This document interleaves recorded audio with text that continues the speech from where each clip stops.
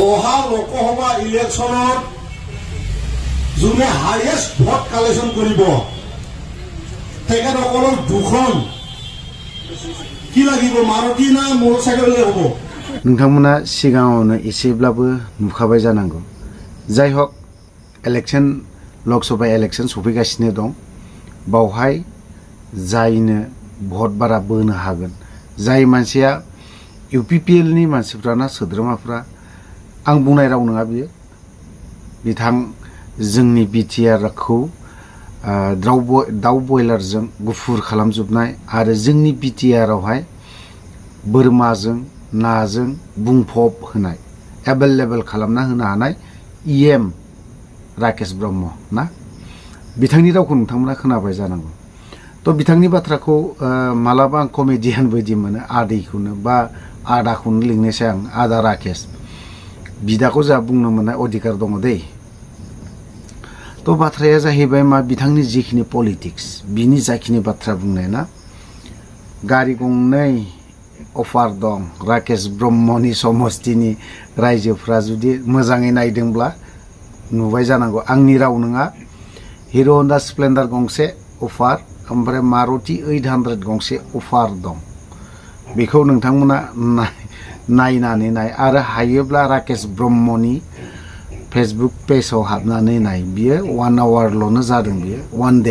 day मैयानि जानांगौ खुब सम्भब मैया बहाबा जयनिं हाबाफारि लादोंदां बिथाङा जयनिं ना मा बेखौ मिथिरों आंबो नायाखै मोजाङैनो कमप्लिटबो राकेश ब्रह्मनि भिडिअखौथ' आरो मा इन्टारेस्ट होनो बे सासे जकार टाइप बायदिसो आरोखि ना जकार टाइपसो बिथाङाथ' बायदि रोखोमनि बाथ्रा बुङो तो बिथांनि बाथ्राफोरखौ माथो होनना बुंनाय रायलायब्लाबो बिनोसै रायलायाब्लाबो बिनोसै बे सासे कमेडियान बिदाया रायजो राजाखौ सेवा खालामनो ओंखारनाया भटखौ बायनो नागिरदों थारैनो राकेश ब्रह्मनि खुगानिफ्रायनो ओंखारमारदों आरोखि हिरो हन्डा स्प्लेन्डारखौ सोरबाया जुदि गोसो होदोंब्ला नायनो हागोन राकेश ब्रह्म फेसबुक पेजाव हाबनानै नाय तो जाय हक आं बिनि बाथ्राखौ बुंनानैथ' लाब गैला लकसभा इलेक्शन सफैबाय दाथ' आरो बेजों हाथर खुबैनाय बा हाब्रु खुबैलायनाया बेथ' सोलिखासिगोन 17 बोसोराव नों मा मावदों नों बोसोरथामाव मा मावदों बेखौ मोनसे फोरमानल' खालामनानै हो बेबो बिदिखौ बुंगोन बैसोरबो बुंगोन 17 बोसोराव माखौ मोजाङै खामानि मावखो जाख्ल'जोबनाय ना बेफोरबायदि बाथ्राया ओंखारलायबाय थागोन जों रासिन नोजोर होनांगौआ मा गावनि हारि गावनि हारिया दिनै माबे अलखदाव गोग्लैदों जों गसंफिननो हागोन ना हाया सिनस्रिया जोंनो देबना दंखायो बेखौ जों सिदा खालामनो हागोन ना हाया खिन्थु प्रब्लेमा जोबनो थाङा जायखि सरकारानो फैया मानो बै सरकारनाव फै बिसोरनावबो प्रब्लेमखौ सुफुंजोबनो हानाय नङा नैबे खुंथायाव थानाय UPPL प्रमद बर'आ बुंदोंमोन बिथाङा रासिन बुंजानो गोनां जादों माब्रै जेब्ला बै समावहाय बिथाङा गोबां बाथ्रा रायजो राजानो खोथा होनानै दोनदोंमोन बा आरो स्टेजाव गाखोनाय लगे लगेनो मा खोथा फैयोमोन जों EMबो जाया बा माबा मोनसेबो जाया आं बेखौल' बुंगोन दाबो बुंगोन जोंनि BTC आव BTC खौ जों मानो लिरबाय थानो गोनां जायो मानो जों BTC खौ मानो बुंबाय थानो गोनां जायो सेक्रेटारि गेटआवहाय जिहेतु जों हाबनाय गेट दरखं बावहाय मानो BTC खौसो जों नुनो मोनो मानो जों BTR खौ नुनो मोना गिबि सोंथिया बे जाय हक बेखौ माबा मोनसे जाहोननि थाखाय बेखौबो मावनो हायाखैबो जानो हागौ बिथांमोना मावगोनदां 5 बोसोर 2025 आव मावनोबो हागौ दा हारिखौ नोजोर होयोब्लाना पलिटिक्सआवसो जों लाजोबनानै दोननायखौसो नुनो मोनदों जोंनि बर' हारिया बबेजों अलखदाव बिथाङाबो बुंदोंमोन जे सानसे समाव जों जेब्लासिमहालागै बर'लेण्ड जाया बा उदां बड'लेण्डखौ जों मोना उदां होननानै बुङोब्लाथ' जों माखौ सानो सभारेन्टिनि बाथ्राखौसो सानहोयो ना उदां होननानै बुङोबा जोंनि राव हारिमु थाखा फैसा एभ्रिथिं गावनि रावजोंनो ना सोलिनो हानाय खिन्थु जोंहा बेबायदि सोलिनो हानाय क्षमताया जों मोनाखै जों बैखौसो बुजियो सभारेन्टिनि बाथ्राखौसो जों सानहैफ्लाङो खिन्थु जों सभारेन्टिनि खोथाखौथ' बाद दोन सभारेन्टिखौ जों गोजानाव दोनथ' NDBआनो दिनैहाय सभारेन्टिनि बाथ्राखौ लानानै गोबां जों जिउ गारदों नाथाय जोंबो फिसा एकर्डखौसो खालामनो गोनां जादों होनबा दिनै मोनसे आफादाव थाना बे फरायसा आफादाव सानसे समाव बिथाङा 10-11 बोसोर बा बाराबो थानो हागौ आबसुआव बे समाव बिथाङा उदां बर'लेण्डनि बाथ्रा बुङोमोन दिनै स्टेटनि बाथ्राखौनो बुं सभारेन्टिनि खोथाखौ दोनथ' स्टेटनि बाथ्राखौनो बुंबाय थायोमोन जों संकष्ट सदिया बेखिनि बाथ्राखौ लानानै होसिख्रावनाय हाबाफारि गोबां दिनै प्रमद बर' होननानै बुङोबा जों बयबो बर'नि गेजेराव सासे बिबो लिडार दे मा होननांगोन बेफोरबायदि जों सावरायलायोमोन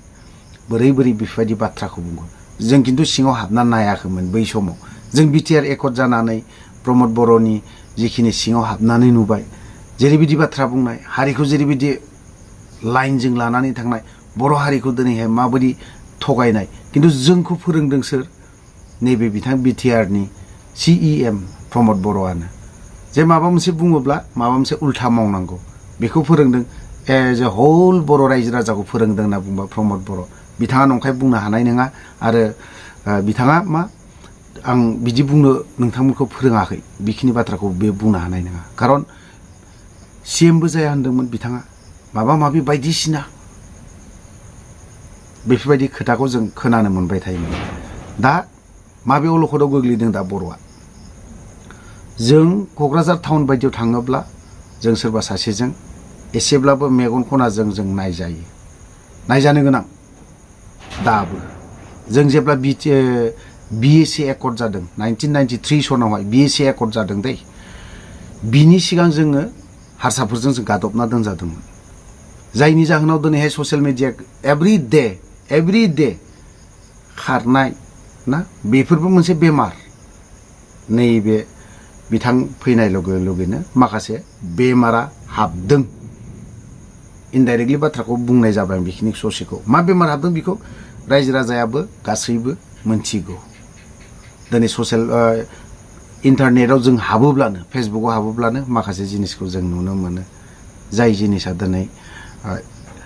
एन्टि ससियेल ना बेफोर खामानिखौ जों नुनो मोनो मानो जादों मानो बारा जादों बा बेफोरखौ होबथानायनि थाखाय दिनैनि बे खुंथाया बै समाव थानायफ्राबो दिनै बेफोरखौ होबथानो हायासै थिगैयासै आं मानिदों बिनि फारसे नोजोर होआसै बिथांमोना बिनि फारसे नोजोर होआसै नोंथांमोना दिनैनि दिनाव एन्टि ससियेल जिखिनि खामानि सोलिबाय थानाय बेफोरखौ एसेब्लाबो नोजोर होनांगौ बा नोंथाङा जेसेबां स्टेटमेन्ट होयो बे समाव एन्टि ससियेलनि बाथ्राखौ एसेब्लाबो सोदेरलांनांगौ जों बेखौ लुबैदों खिन्थु दिनैहाय नोंनि खुगानिफ्राय मा अनलि पलिटिक्सआव हाबनाय लगे लगेनो पलिटिक्सनि बाथ्राखौ डेलि बुङो पलिटिक्सआव हाबब्लाबो पलिटिक्सआव थाब्लाबो पलिटिसियान जाब्लाबो जों मा हारिखौ बावनानै थाङो पलिटिसियान जाब्लाबो खिन्थु हारिखौ बावनो नाङा गोसोखांबाय थानांगौ आंथ' जाखिनि नुदों हारिखौ बावनायफोर बायदिबो नुयो मालाबा गावनि बेनिफिट गावनि लाबालाब गावनि मुलाम्फा सोर मा जादों आं बेखौ नायनो थाङा बेखिनि बाथ्राखौसो होनबाय थानायखौ जों नुलायबाय थानो मोनदों थ' दिनैहाय जाथि हिसाबै जों बोसोर थांना थानांगौआ एसे गोब्राब नुदों दिनै ससियेल मिडियानि गेजेरजों मैया जोनोम सान आं माखासे बाथ्राखौ दिनै बुंनो थांनो नागिरदों NLFBनि आफाद दिनै मा अलखदाव दङ दिनै बेफोर बिथांमोननि सावरायनायखौ मोननै हान्जा दङ NLFBआबो दिनै मोननै हान्जा जानानै दङ बिथांमोना दिनै मिडियानि गेजेरजों गावजों गाव सोंखारिलायनायखौ नुदों आं बुंनो थांला बे सासेया मोजां नाथाय बिसोरनि गेजेराव गोरोन्थिया दंलायो रायलायब्लानो बेखिनि सलुसना जोबनानै थांगोनफोरबायदिखौ आं नुनो मोनदोंमोन थ' बेफोरबो मोनफा प्रब्लेम दिनै बिथांमोनखौ मानो बेफोरबायदि खालामनो नागिरो आंनि साननाय आंनि सिम्पोल थौले मेलेमजों ना बे गोबोरखि मेलेमजों आं एसे साननाय प्रमद बर'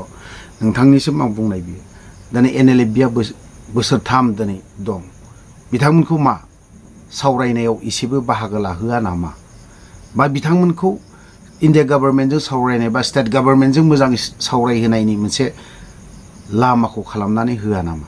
ना गावजों गाव NLFBआ दिनैथ' मोननै फेक्सन जाना दं गावसोरनि गेजेरावनो दाङाबाजि जादलायथों ना बेफोरबायदिखौसो सोना होदों नामा जों लुबैया जाथिया लुबैया बर' हारिया लुबैया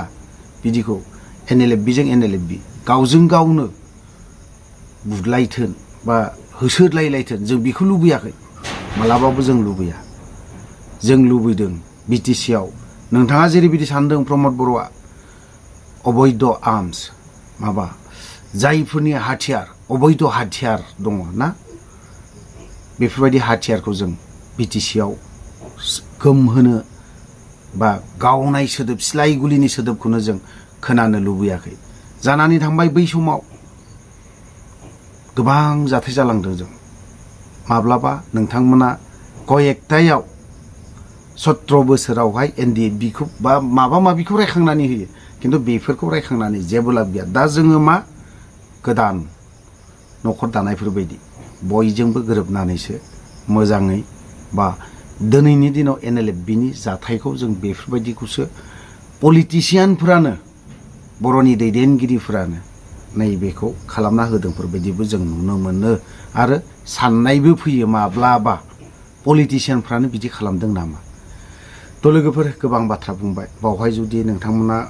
सायाव जुदि गाज्रि खोथा जुदि बुंदोंब्ला गासैबो बर' रायजो राजानाव क्षमा बा निमाहा बिखानाय थाबाय थ' आं भिडिअखौ बारा गोलाव खालामनो सानाखै बावहाय दोनथ'बाय जय बर' हारिनि